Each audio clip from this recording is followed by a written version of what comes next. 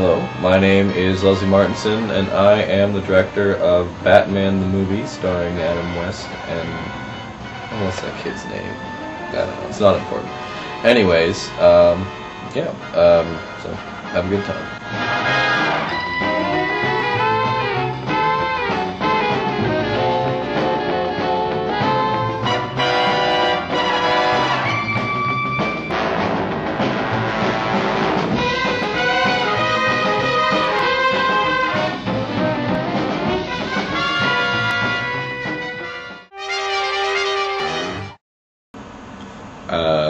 The sort of style that I wanted the actors to act in, specifically Burt Ward and Adam West, was sort of a Bressonian type thing with the real stone-faced, straightforward sort of style.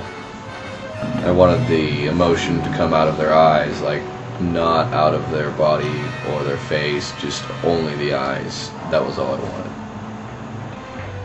And oh, there he's realized that's the woman that he liked, and just stares at her, and you can really see the emotion in his eyes there, you know, and with it, he's so hurt. Oh, right there.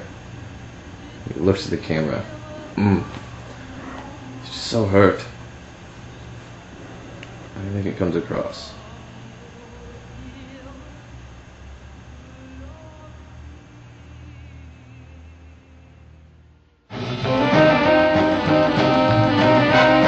I really wanted to use Meyerhold's biomechanics for the villains to get across their sort of individual personalities. You know, the Penguin's all waddly and the Joker's all over the place and that sort of thing.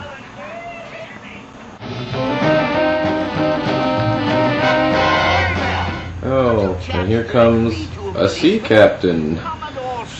But he's still using the biomechanics, so, you know, you can tell us the Penguin. Or making him walk the same way. This is for the audience's benefit. Obviously. What's his game, I wonder?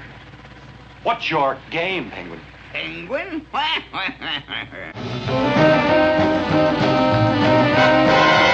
think it's a good counterpoint between the two styles, how they clash. You know, how the villains are all wacky and the heroes are very stone-faced. It just shows their counterpoint to each other.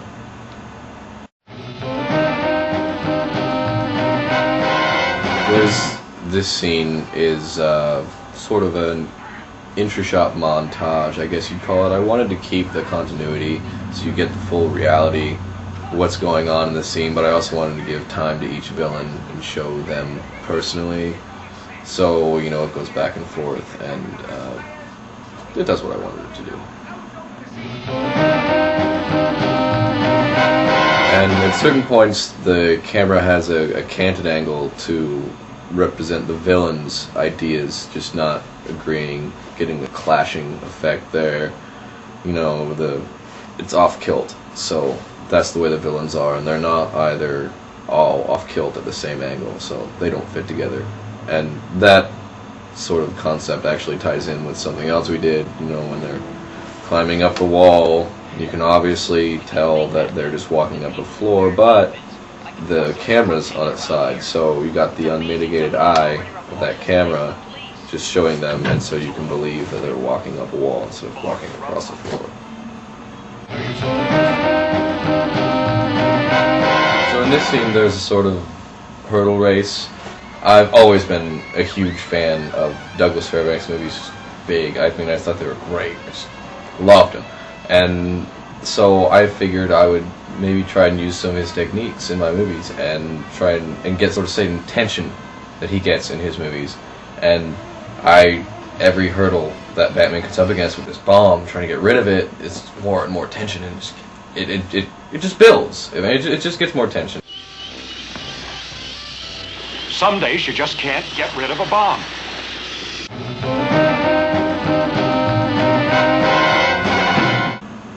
Okay, so with the shark scene, with the repellent, we wanted to get some sort of sense that they were not in a studio, so we used something close to creative geography where had the projection on the back screen, and they were on the ladder that really wasn't outside. And it's not quite creative geography, but I think it works. I really wanted a real shark, but then again, you know, Adam really wasn't in the whole thing either. Didn't like real sharks.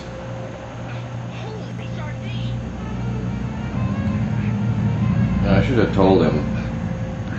I should have remembered that the best way to get rid of a shark is poking it in the eyes, not punching it in the side. But hey, do what you can.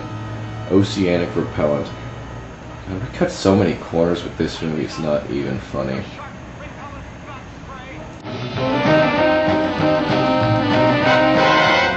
So when Batman and Robin slide down the pole and come out in their full uniform, it's sort of a Piaget technique, I guess you'd call it, where, you know, you got the beginning and you got the end, but you don't know what goes on in the middle.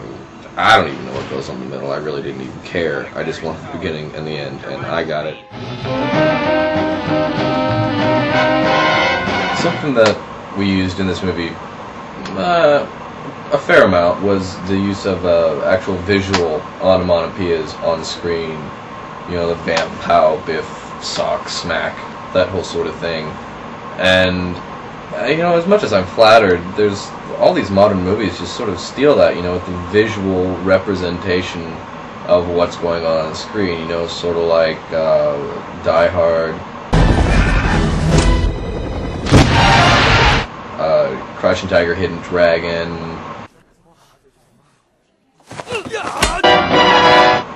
Moulin Rouge. You're gonna be bad for business, I can tell. And even like Labyrinth.